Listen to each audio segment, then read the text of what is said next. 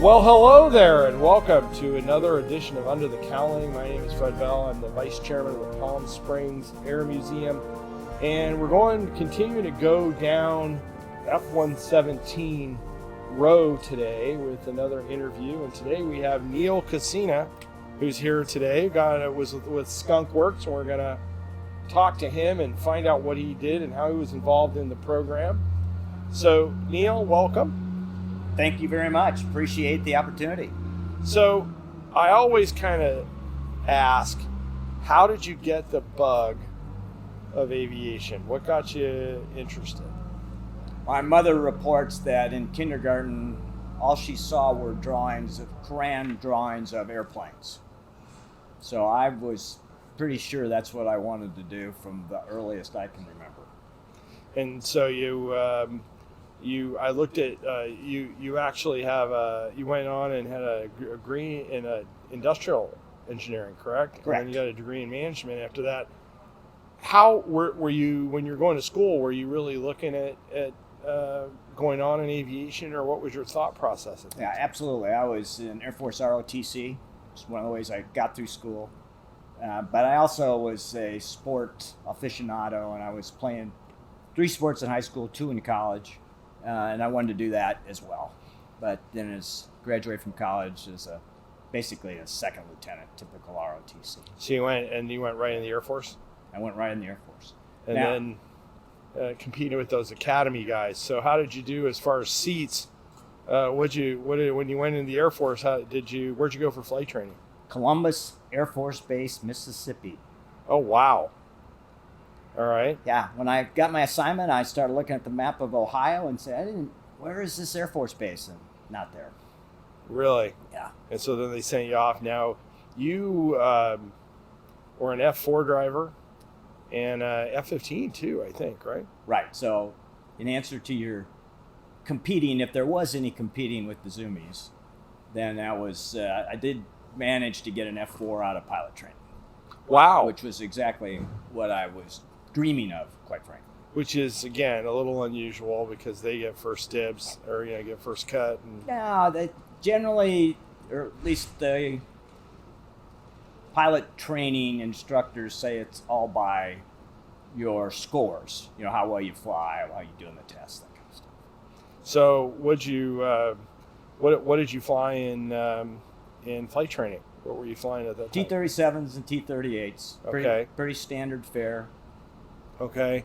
And then you go right into the F4? And then right, and it was called a pipeline at the time because Vietnam was still going on. Right. So we went from Columbus, I think there were 5 in my class that started out about 110 or so and graduated 48. And I think there were 5 F4s. Or 5 fighters, maybe it was 4 F4s and an A7. So then you were flying F4s, you went over to Vietnam? Pipeline direct Luke, and then Vietnam and stationed in Udorn, Royal Thai Air Force Base. Flying escort or strike? Strike missions? I was primarily a mud beater. Okay. The 2 squadrons I was in were the air-to-ground squadrons. Okay. F4Ds. And we had E's, some of which were hard wing, and we're at that point in time we're going to Taipei and coming back as soft wings. Why don't you, for people who don't know what that is, tell them what that is. Leading edge slat, which made the F4 turn better, was added after it was diagnosed as one of the reasons it wasn't performing. The F4 wasn't performing as well against the MiGs in Vietnam as desired, and so. At that point in time, you could fly hard wings or soft wings, but not both. Really? So I actually flew the D and the E at the same time, the hard wing E. Okay. And so you're doing mostly close air support and that kind of. The war was winding down at that point. The war was winding down. One of the opportunities I had early, as soon as I got there, is I showed up as a second lieutenant, and then for a month or so before I became a first lieutenant. And there were a lot of captains there that were 2 tour guys that had flown their first tour in the back seat as a pilot. Oh, okay. And now in the front seat, so they were not necessarily thrilled when second lieutenant front seat F4 pilot showed up. Anyway, one of the again, it's something that was pretty lucky is I was selected or determined to be a paved spike guy. Okay. So paved spike was the follow-on to ZOT, which was the laser-guided bomb designator. Right. And there were 8 pre-production pods which were built, and we had them all in Thailand, in Udon. And so my pod's name was Barbarella. Barbarella, good name for a pod. So it was early on, good opportunity for an engineer to focus on leading edge sensor and targeting gear and really begin to work through weaponeering and all that meant. Well, that is the very early beam rider stuff and all that other stuff. Actually, second generation, because when they dropped the Than Hoa Bridge finally, which was a couple years earlier, that was similar technology, but these were now combined all into a single pod, and at the time was state of the art. You actually had to bore sight it by looking out the left of the front canopy and take a grease pencil and figure out where it was. So that's how you could acquire it once you got into flight, how you would acquire the target. So it's not what it is today. Right. Well, and that technology with GPS and the guided bombs and a lot of this other stuff is pretty much gone now, but they had the A6 had that turret in the front too, didn't it? Was that just an aim point driven system? They had a radar release system in the Navy side, just like the F-111 did at the time. Right. And even the F-4 had a radar, but you couldn't hit anything with it. Really? Yeah. So this was the first of the EOIR. Okay. Sensor target computing weapons that was very accurate. Really? Yeah. Well, that's interesting. Did the North Vietnamese understand, or probably the Russians were probably pretty keen on it if they could understand you were using it? They may have been. There was no indication. We didn't have any indication directly there. Of course, you have to remember that I'm now a first lieutenant. Right. Paved spike pod commander. Okay. And luckily had one of the top backseaters in the Air Force in my back seat to help me along. But we did use it, for instance, in the Mayaguez incident. Okay. Really? Yeah.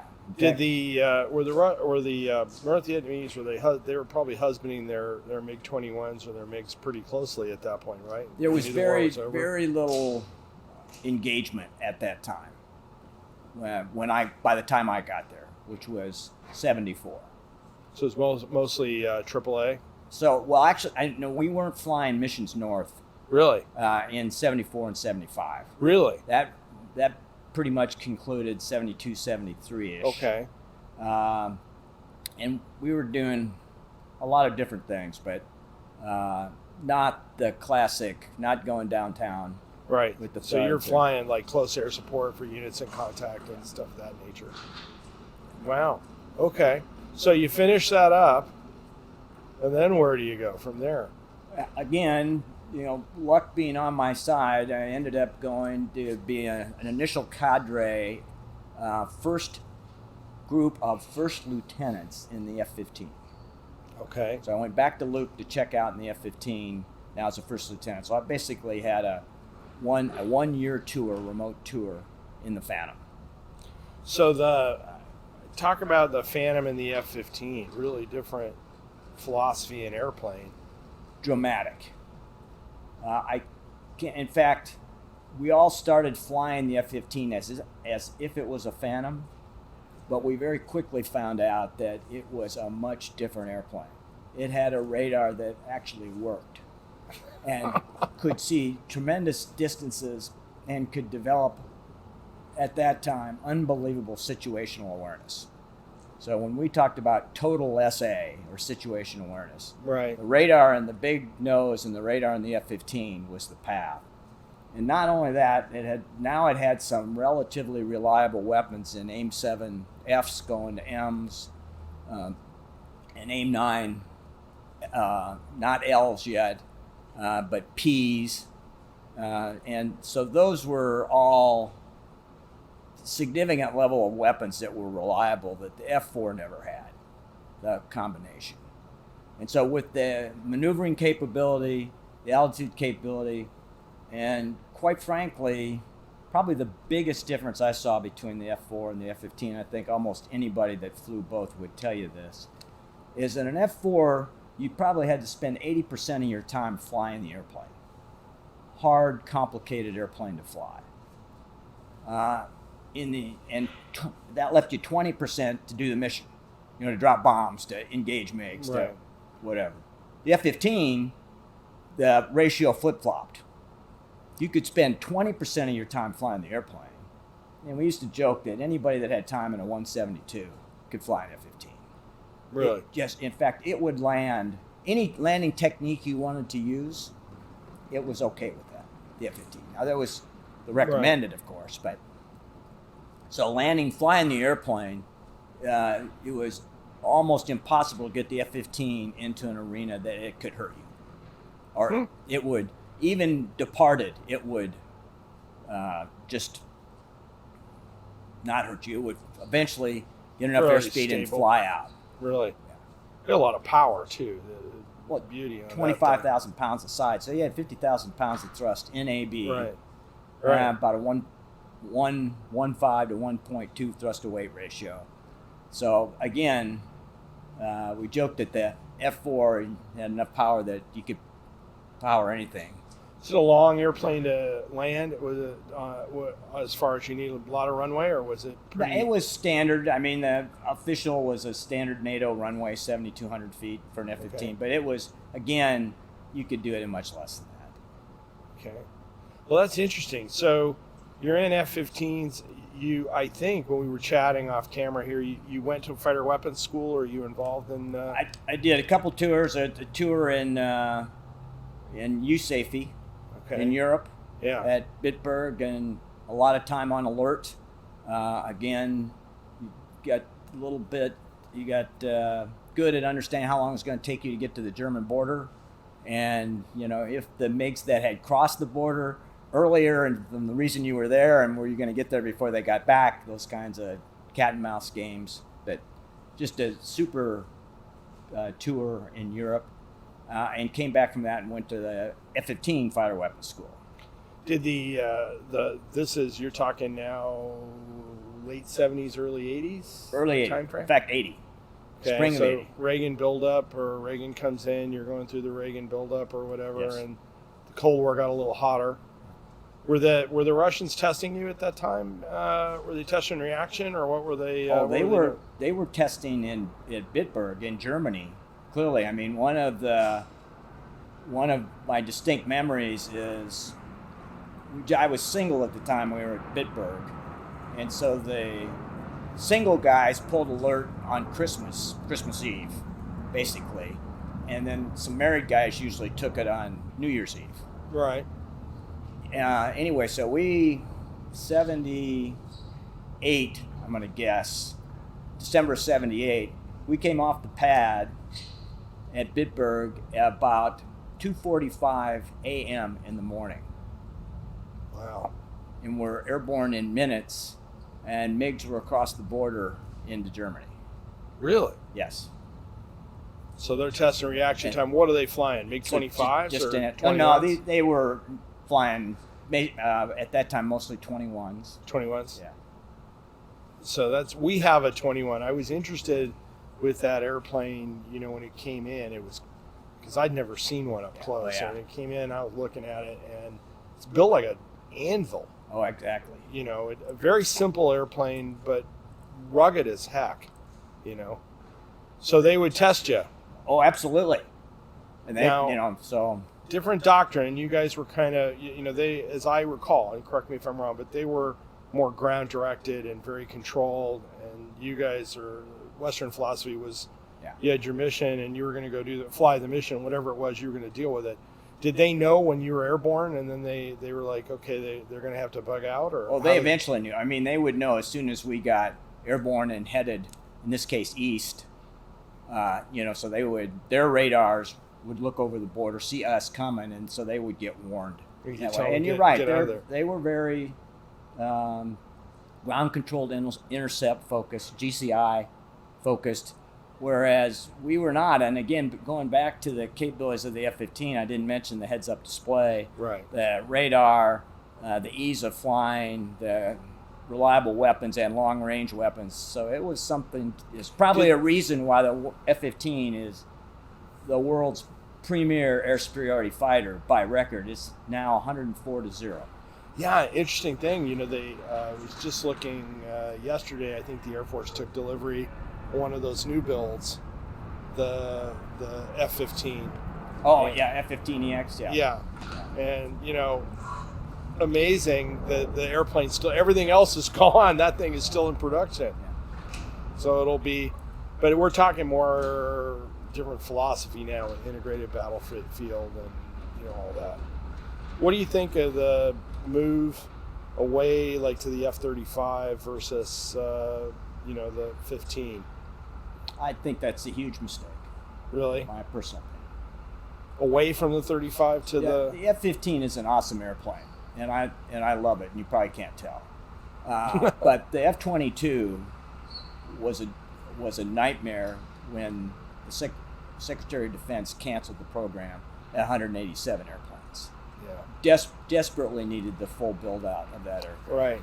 And the F-35 is in some way trying to augment that, and now the political discussion to slow that down is really, I think, just does not have any logic behind it. The F-35, you can think of it as an F-117. Right. Only augmented in so many ways that it can also fly and defend itself quite well air to air. Not quite as good as an F-22, but about the same. It has a lot of the survivability characteristics of a 117. Right. But it is a flying computer, and you already mentioned what today is called Combined Joint All-Domain Command and Control. Right. Which is nothing more than a way to accelerate and increase the accuracy of a John Boyd OODA loop. Observe, orient, decide, and act. So it can collect the information, accelerate that process, put it in the right orientation, and then develop courses of action for the pilot, and then lay out the decision process and then execute it. And can do that across the board. And it can see, it has a capability through something called a multifunction networking capability. It can see what every other F-35 can see and integrate it all together into one picture. Really? Yeah. And so that gives a dramatic increase in situational awareness to the F-35. Well, I think I've told this story before, but I had, when we did Colonel Friend, we fly Bunny, his Mustang. Right. And when we did his memorial, there were some F-16 drivers here who had just come back from Syria. And somehow the conversation about the F-22 getting up underneath the Iranian F-4 came up, which, the story is he got right on them and basically told them over the guard channel, told them what their loadout was and said, it's time for you to go home. Yeah. And they didn't even know he was there. Attention getting set. Yeah. And I went, that's got to be a wives' tale. And the officer who was with them said, no, that really did happen. If you ever have the opportunity to talk in detail with any of the Air Force pilots or the multi-service pilots in the F-35 side, the fifth gens, mm-hmm. F-22 and F-35, you will get a clear indication of the advantage of those aircraft in those systems. The interesting thing this officer told me as well, and I don't know what block F-16 these were that they were flying in Syria, but he said, we're not survivable in the airspace, so we go to the 22s or the air superiority guys, which kind of shocked me about the F-16, but he was pretty frank about, we're not going to mix it up. And I've had Hornet drivers, no offense to the Navy, but I've had Hornet drivers say the same thing. That, with this integrated arms now, they'll leave it to the 22s or the higher end guys for the fight, and they bug out. But the baseline that gives them the access that they need is ultimately the signature, the stealth. Right. And again, that goes back to the 117. But now that kind of physical access, which now allows them to get in very deep, very close. Right. I mean, it's not invisible. The term invisible doesn't apply, but Right. the detection ranges are substantially reduced in virtually all the spectrums. So you wrapped up with the Air Force, and now you end up. Did you go to Lockheed out of the Air Force? I did go to Lockheed out of the Air Force. How did you become a skunk? Well, probably I had, if you allow me to retrograde a little bit, I had about 30% of my time in the Air Force ended up being in acquisition. And later, there's 2 tours in the Pentagon, both in Air Force special programs.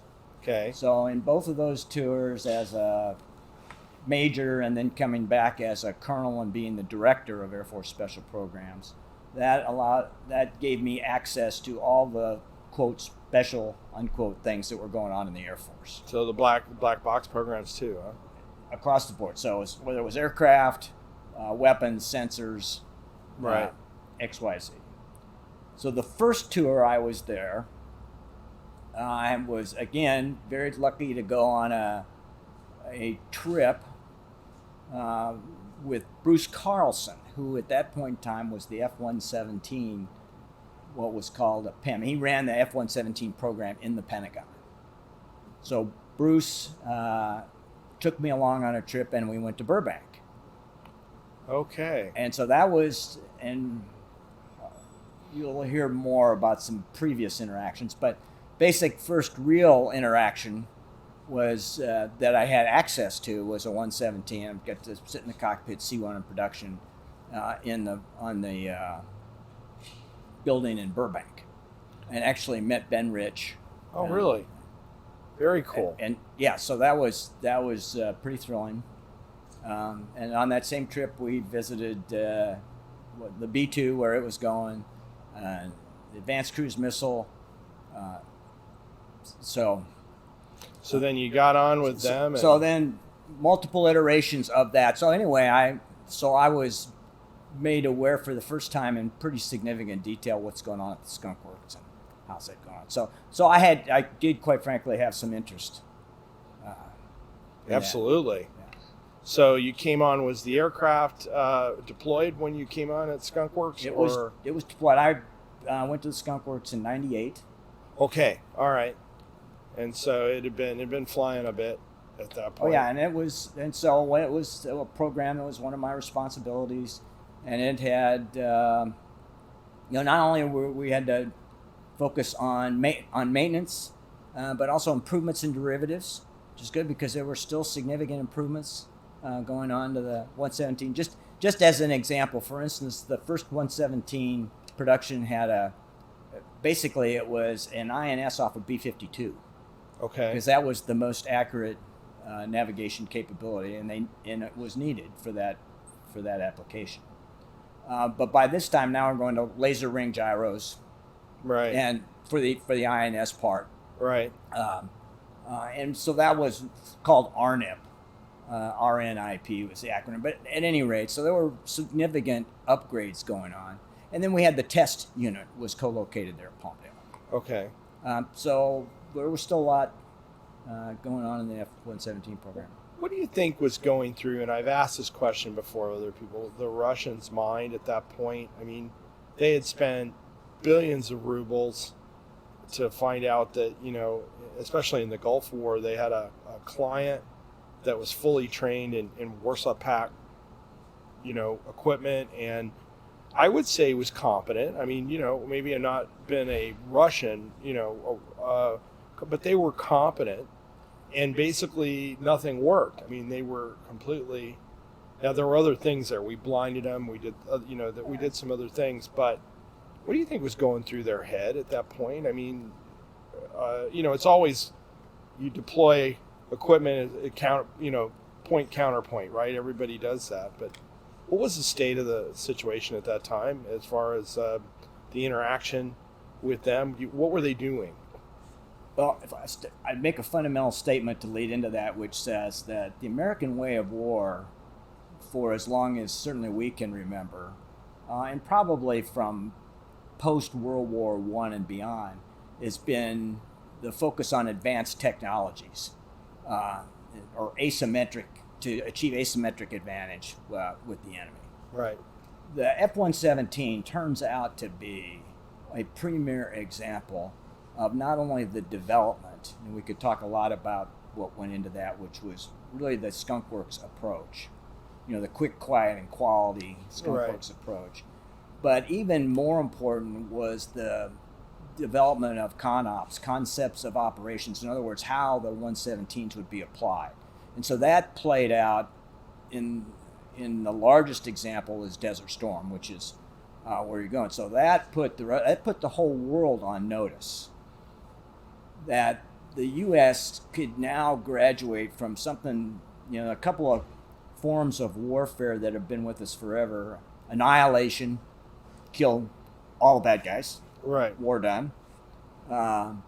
Attrition is kill so much of them and their stuff that they can't go on, or they elect not to go on. They finally make the trade, say this is not working. Right. You could maybe say Japan at the end of World War II is a pretty good example of that, as well as Nazi Germany.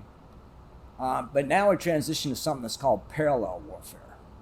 And John Boyd, I would say is the premier strategist of certainly multiple generations in the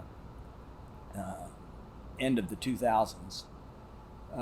And John would say something to the effect that the goal is to cause the adversary so many problems in a very short period of time and minimize their connections, which now gets into this advanced warfare part of the network. And if you can do that, you can give them so many problems, and you hitting a whole range of their targets, from strategic to the actual forces in the field simultaneously. They have too many problems and they can't solve them. They can't focus. Right. And that's precisely what we did in Desert Storm. So John Warden did a revamp of that strategy in his book called The Air Campaign in 1988.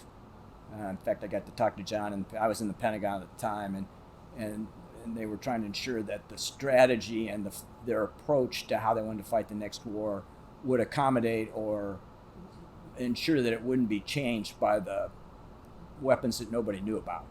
Right. So John put that together. Dave Deptula, Lieutenant Colonel Deptula, retired 3-star, a.k.a. Zatar.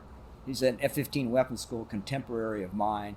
He was in the black hole, and he fundamentally, although Chuck Horner might not say that, executed the war. At least he planned it, and Chuck Horner led and executed. And that's what they did. They basically used this template that John Warden had been working on and updating to create all these problems. And the fact that the 117s, as an example of that, had strategic access on day one, which was unthinkable. In other words, they went downtown alone, fundamentally without support, for the entire war. They were the only aircraft and weapons system that was allowed to take on what were defined as the strategic targets. It's fundamentally think of the Baghdad area, which was the most highly defended. Anywhere in the world. Yeah. Yeah. An example to your point at the time, what are the Russians thinking? And now they have 117 showing up, and on top of the survivability piece, not only did they have the range and the survivability to have the access to that target set and get home, they had the lethality, which was the precision weapon. So with two 2,000-pounders at that time, laser-guided bombs, so everybody's seen the video of the 2,000-pounder down the elevator shaft. Mm-hmm. And naturally, all of the other countries in the world, our militaries are going, that could happen to us. Right. So one of the things that happened out of that people don't realize today, and they want to have this argument on whether stealth's effective or not, but literally those countries, Russia is a premier example, have spent, as you mentioned earlier, billions of rubles billions of whatever they have, their priority changed to all this defense stuff. Surface-to-air missiles, IADS, integrated air defense system. Right. So we changed their entire priority of what they were doing. So you could think of it as part of Reagan's overall, we're going to outspend them. Right, just spend them into oblivion. Yeah, very long answer, sorry, to what you asked, but I think it's a really important historical example of how you take the technology you have and nobody else does, you apply it, and now you really drive major decision processes throughout the world. And I would also argue that we, in this case, by maintaining it, I mean, we basically have not revealed how you do stealth or what the magnitude is, although there's a lot of people out there claiming they know and talking about it. But that is a bedrock upon which we've built and added additional capability. And the F-35 is a great example of that. You really took the payload of a 117, although the F-35, if it's not in a stealthy mode, can carry much more than a 117. But you added significant thrust to weight and maneuverability capability. You added dramatic air warfare management capability and networking across the board. The ability to defend itself and fly actual air-to-air missions as well. So but preserved this bedrock fundamental survivability that the F-117 had. Well, it's interesting, you talked about Boyd, and I think, with his concept, and again, you correct me if I'm wrong, but he will go down. Not a lot of people outside of the complex know who he was or what he did. But if you go back and look what he did, he is no different than, you go back to before there were airplanes, to Alexander the Great or Philip of Macedonia, who was figuring out how to break a hex with cavalry, to your point about just changing the whole game. These guys are fighting one way, and suddenly they're not fighting that way anymore, and they can't defend against the change. He's going to be. It'll be interesting to see how he's really treated in long ball view of history, because he changed it. Yeah, and luckily enough, I was the last group. I was a young guy. We talked about me getting to Luke. I got to actually take. John Boyd came from the Pentagon at that point. He was just prior to retirement, and he gave us his energy maneuverability class. Oh, really? So as an engineer, and to get it personally from John Boyd was great. I would also add that there's a Dutch fighter pilot that, as part of his Air War College thesis, wrote a book on John Boyd, and his book is the best there is. It's some, if you want to look at because John didn't really write, well, what he wrote was briefings and presentations, and he didn't write a book or anything like that. But this Dutch fighter pilot actually did, and it is quite good. If anybody's interested in John Boyd and the details behind what he was thinking and where he arrived as he matured, which is far more than energy maneuverability, which was the OODA loop, and then to what you just talked about. How do you take that philosophy and make it work for you in warfare? It's ironic with the F-117 towards the end of its career that the only aerial kill that they got in it was it was an SA-3 or an SA-6 or something like that. Salvo of SA-3s. And they, just hold on for a second, Greg. It's weird. You touch it. I don't know if it's a weird feeling. But still, it's just it's weird.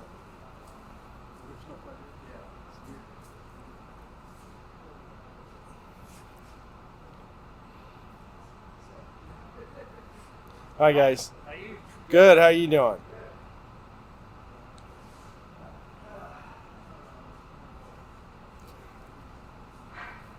You ready to pick it back up?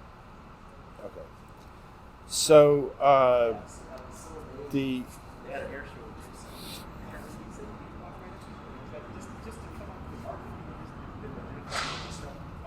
let these guys finish up. We called it Disney, the suspension of disbelief, right? Exactly. You wouldn't do that anywhere else, but all right. It's ready. Okay. So we were talking about I have to get my mind back here. We'll pick it up again, Greg. So we're talking about it at the how much? Okay.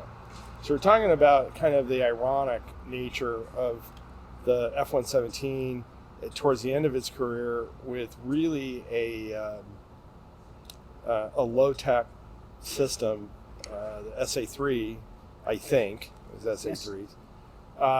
But that everything I've read about that was just more that we just didn't change tactics and kind of gave him a free shot at the airplane.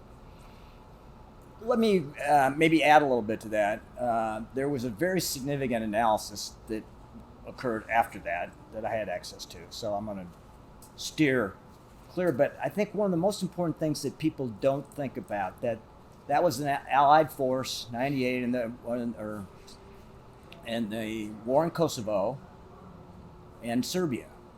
If you look at the land mass of Kosovo and Serbia today, or as it was at that time, it's roughly the size of Maine.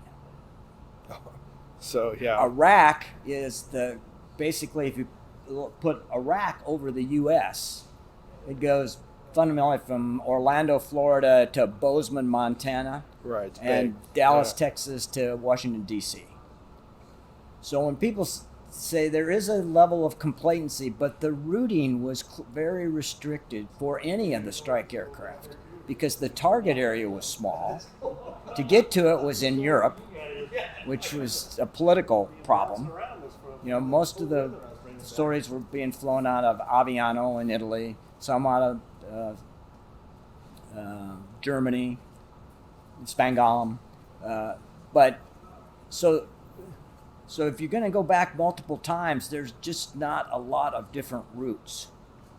Now, they did fly, much like going downtown in the Thuds, same route, same day, same time. So when the timing, the maneuver, happens to be in a turn, you need to think about the configuration, because anything you do to an F-117 that isn't the fundamental configuration, just even opening the bomb doors, now you've increased your signature.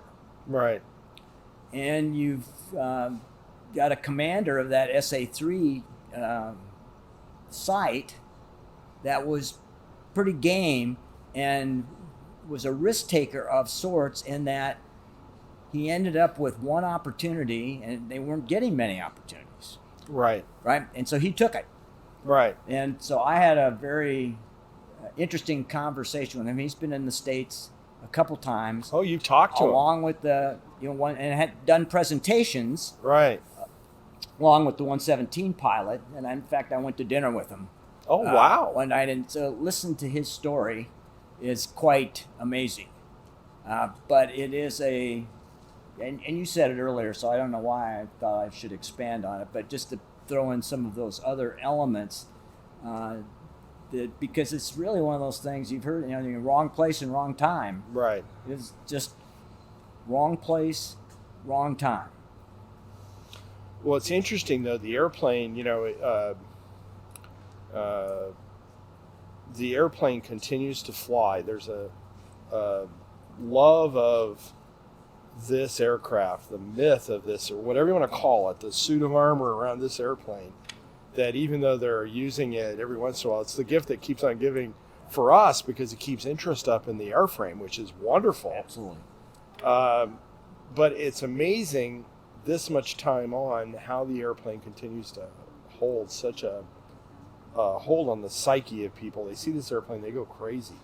They just go nuts when they see it in the air. And I think it's a testament to all of you that worked on it as to, how the airplane still holds the national psyche. Well, I think there's a combination, again, that of the technology that went into it, and we'll talk. We can talk about that some more sometime if you want to. But that's really was all enabled by the computer and Moore's law. Mm-hmm. Amazingly enough. because they had to not only develop the algorithm to predict the radar cross section, the RCS, Right. and then the lines and et cetera that went with it. So really the opening up of Moore's Law, the number of transistors on a chip, it's double 18 months and then doubles the performance. Right. Which is both speed and storage. And it needed that to do the mapping and the routing as well.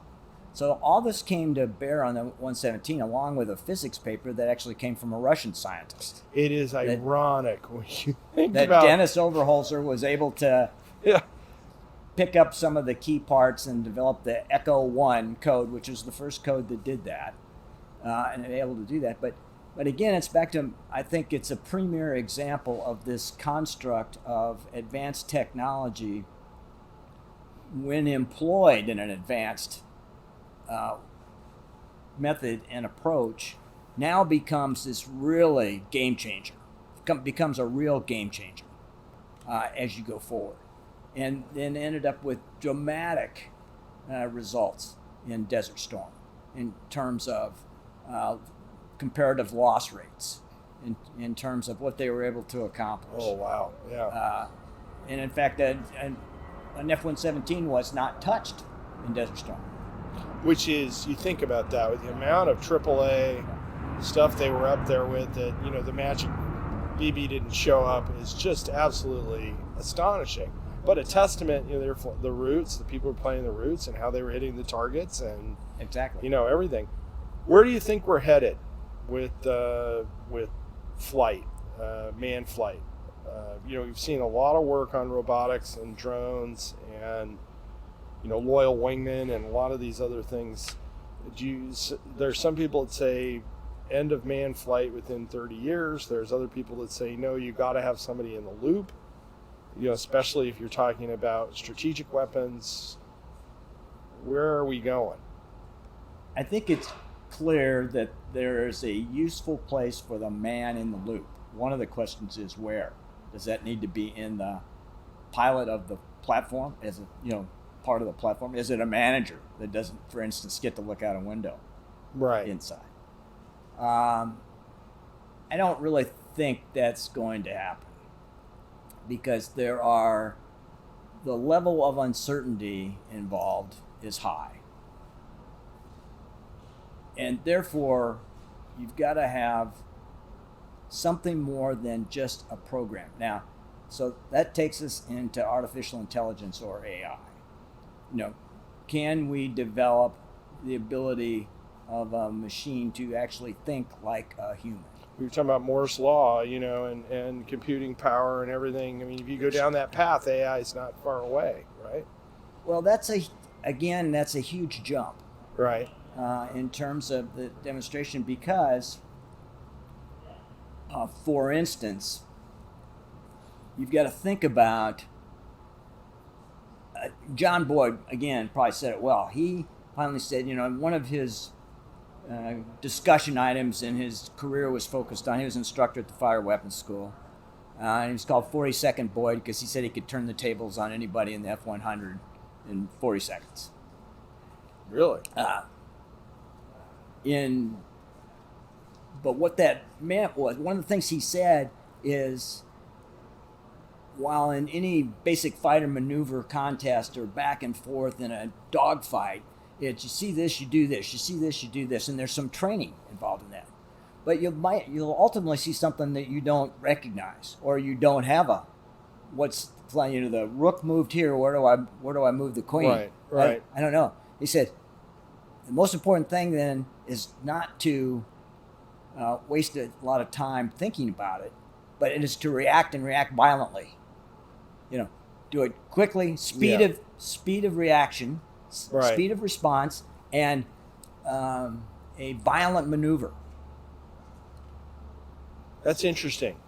So I think that while we'll be able to program more and more, for instance, if we take a penetration of an integrated air defense system, and we have a system, a computer on board and the appropriate sensors that sense that a radar is now looking at my aircraft, let's say, a platform. Right. Manned or unmanned. and it says, okay, I know what that is, and that's bad, and I know that it's probably associated with a weapon that has this kind of range, so I'm going to make a plan to deviate my flight path so I don't fly through that weapons engagement zone. Or I might not be able to do that because there may be overlapping weapons engagement zones. So the system says that weapon's worse than this one. So I'm going to go through this one, and now I'm going to attack that target, and first of all, I'm going to do it non-kinetically. So I have a jammer on board, or I can command a jammer from another aircraft, and I'll tell it to jam that target. And maybe that doesn't work. Maybe it still sees indications that it's going to be engaged. Right. And so then the third case is it says, okay, well, I'm going to kill the target. I have weapons on board. I'm going to launch my weapons to shoot down the missiles that are associated with this radar that's triggering my system. Now that can be programmed. A lot of programming, but the programming all comes out of the mind of humans generally. Right. And it assumes if this, then this. If this, then this. The real challenge happens is if it's not something that's known. If a human has never programmed, a human has never experienced it in that way. So it's hard for me personally to believe that, particularly in the fighter business, that the man will come out of the cockpit.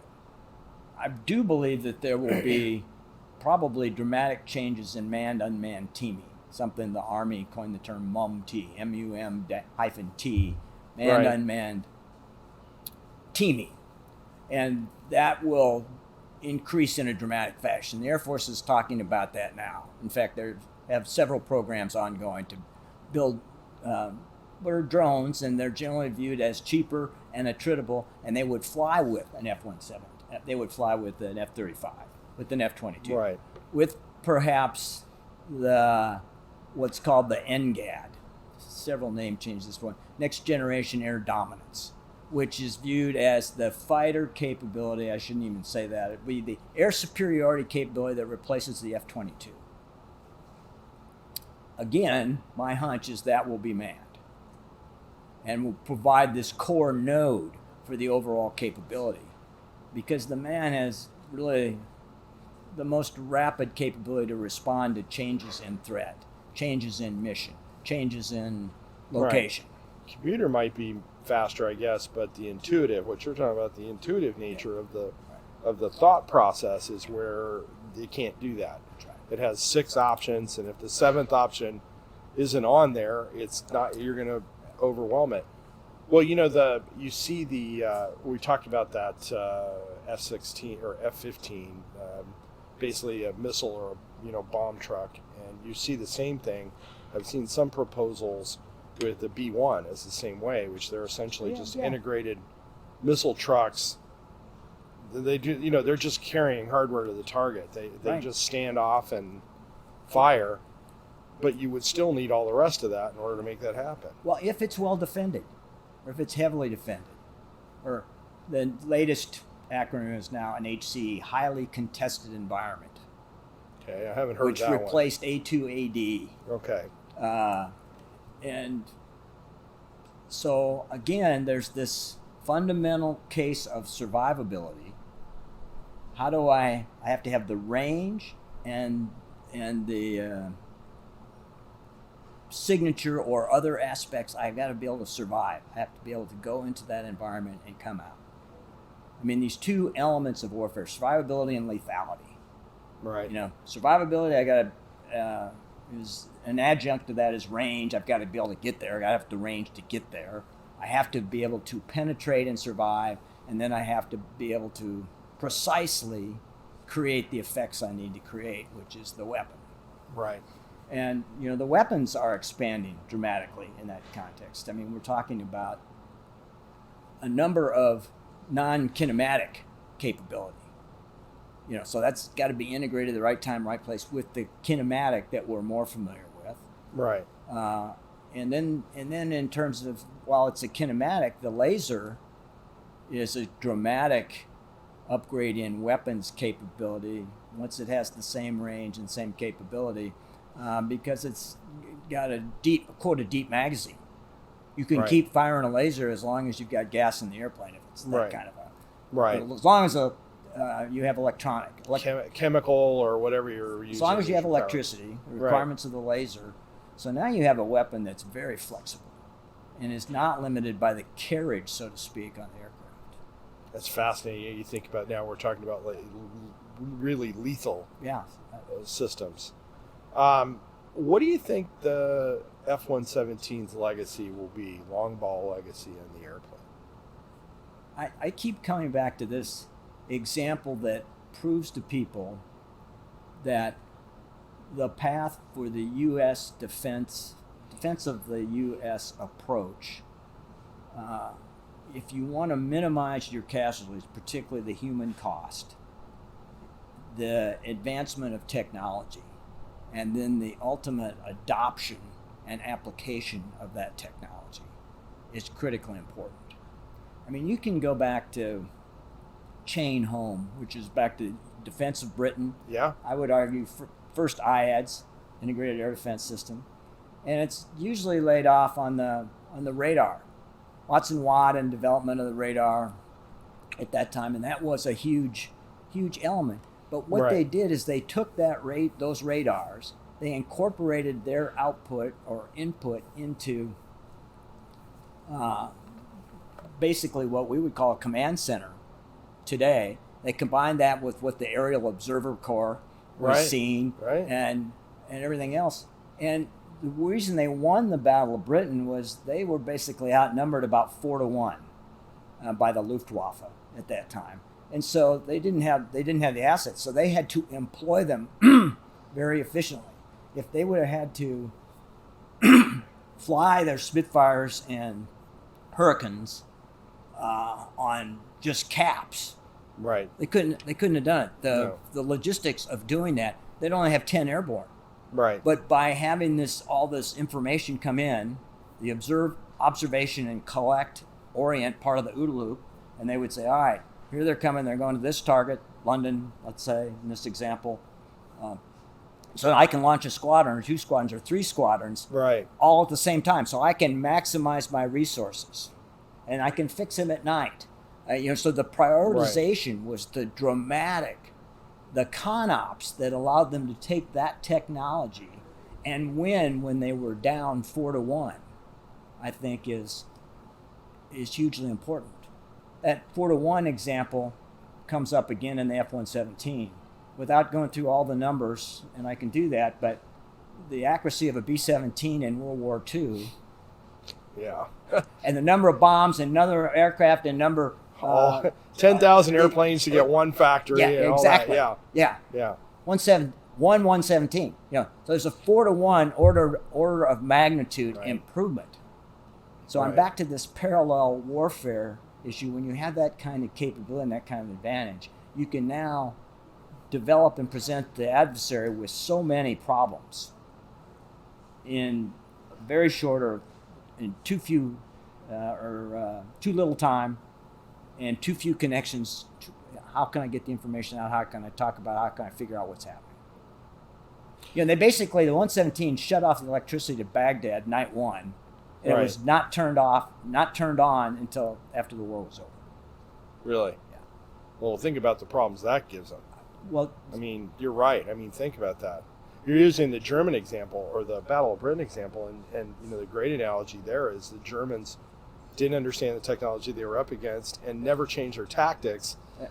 they changed their tactics from bombing the airfields, which was probably a good tactic. Yeah, they would have. They may have Until knocked London, them out. Yeah, to the civilian population. But they also only spent 1 or 2 days max on the radars, and they didn't understand that the radar. It's not the radars. It's this ability to take that information and Direct it. prioritize the response.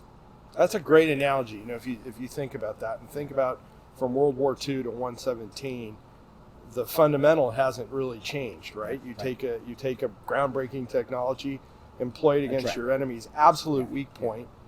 That's amazing. That's a good analogy. So when you asked, where's the future going?